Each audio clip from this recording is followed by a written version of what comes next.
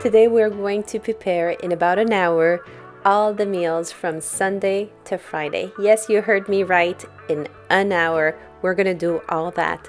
Different meals, different combination, all yummy and scrumptious meals. So if you like this kind of content all about keeping kosher, having tips and tricks to make life easier, please consider subscribing. So let's jump into it.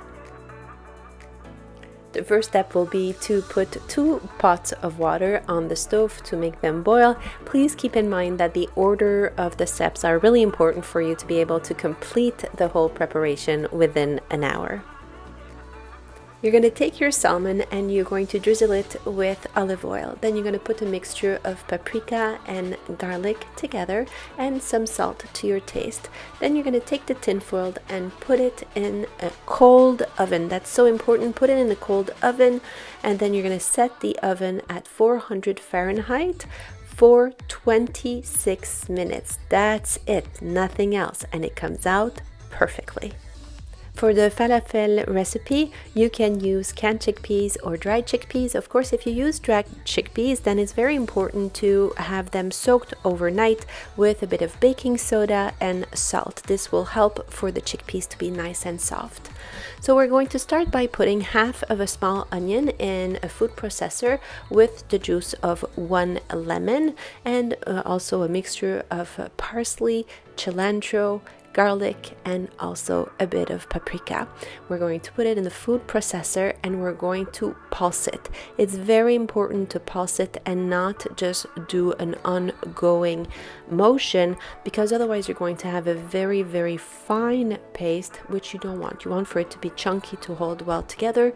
You are going to put salt to taste, and the ingredient that is going to make your falafel ball hold is going to be a bit of flour. You can take oat flour that is gluten-free, or matzah flour as well can be a good solution. And you're going to see that as soon as you're going to put the flour in the mix, it will really form a dough, a nice dough that you're going to be able to manipulate with ease. The trick for the mixture not to stick on your hand is obviously to cover them with olive oil. You're going to try to make balls about the same size for them to bake or cook at the same time and evenly. And then you're going to take the whole dough and do some balls, and it's very satisfying to see them appear all nice and shiny. At this point, you can use the balls 2 ways, whether in a preheated oven at 350°F for 20 to 30 minutes, or you can simply fry them.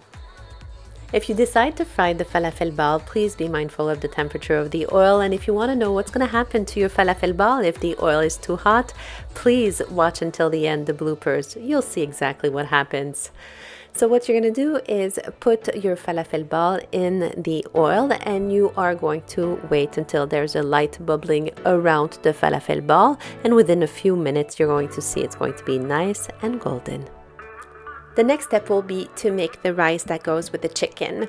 I use basmati rice and also this Instant Pot. It is a game changer. It makes rice in 4 minutes. And if you want to know how to check rice to make sure that it's kosher and there's no bug in it, please look in the description box below and the card above. So I put equal part of water and rice with a bit of salt, and then set it for 4 minutes, and voila, it's the perfect rice every time. We are now going to coarsely chop some onions. We like a lot of onions, so we use 5 to 6 medium onions, and we chop them in different sizes because we do like a little crunch in our sauce and where we use the onions. We are going to cook the onions until they're nice and golden. Once that they are cooked, you can put already a part on the green peas. A meal prep could not be a meal prep without some fresh vegetables. So here we go with some bell peppers. We're going to cut the top and the bottom, and then we're going to release the cross sections. At this point, the middle part will be able to pop out, and we are going to be able to simply open the bell pepper on one side and cut it in pieces.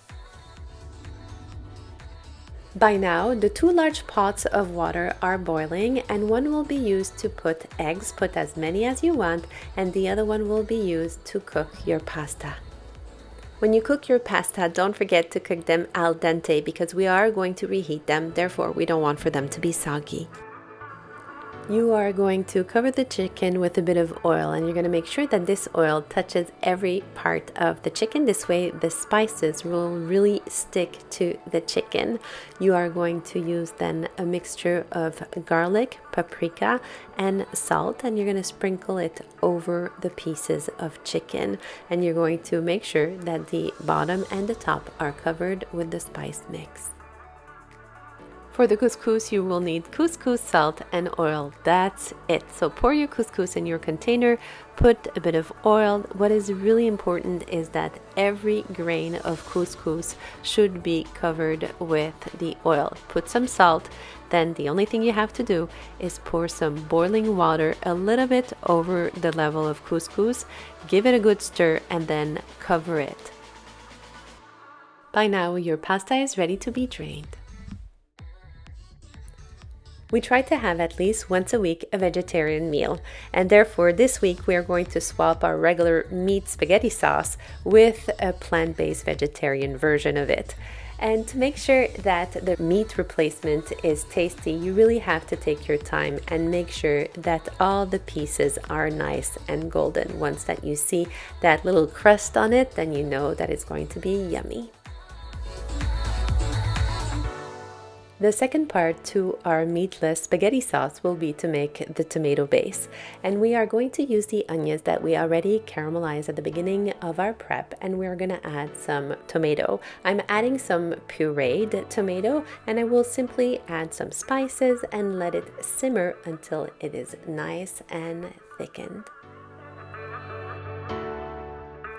While the spaghetti sauce is simmering away, you are going to enter the last stretch of this meal prep. You are going to make a tuna salad. Take the tuna, add as much mayo or little mayo as you want, and make sure that really all the tuna is nice and covered with the mayo.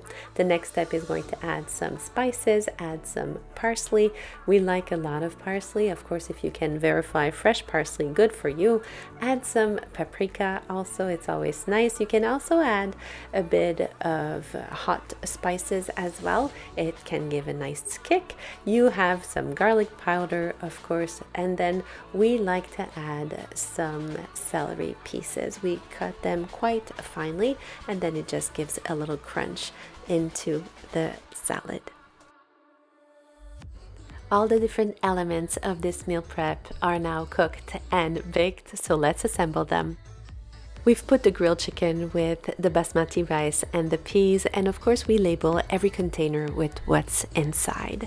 We've decided to take the tuna salad and add some avocado and big pieces of cucumber, and part of it as well we use into sandwiches. This way we had lunch and dinner. We use the falafel balls at lunch with a nice salad, and for supper as part of a falafel pita. We had quite a bit of chickpeas left from the falafel balls, therefore we've decided to bake them while the falafel balls were baking to add to our salads. For the eggs, we did an egg salad as well as egg sandwiches. The salmon was served once as lunch with couscous and green peas, and the other time with basmati rice. The meatless spaghetti sauce was such a success, we had it once à la puttanesca, which is only the tomato sauce, and the other time with cheese. I hope that this video was helpful for you, that it gave you new ideas how to meal prep. Until next time, don't forget to share, like, comment down below. Did you do the meal prep? How did it go? And don't forget as well to subscribe to this channel. We do upload new content every week, Tuesday, about the Jewish life of a busy mom with small children. Try to make the best out of it. Until next time, stay safe, stay blessed, and don't forget to frum it up.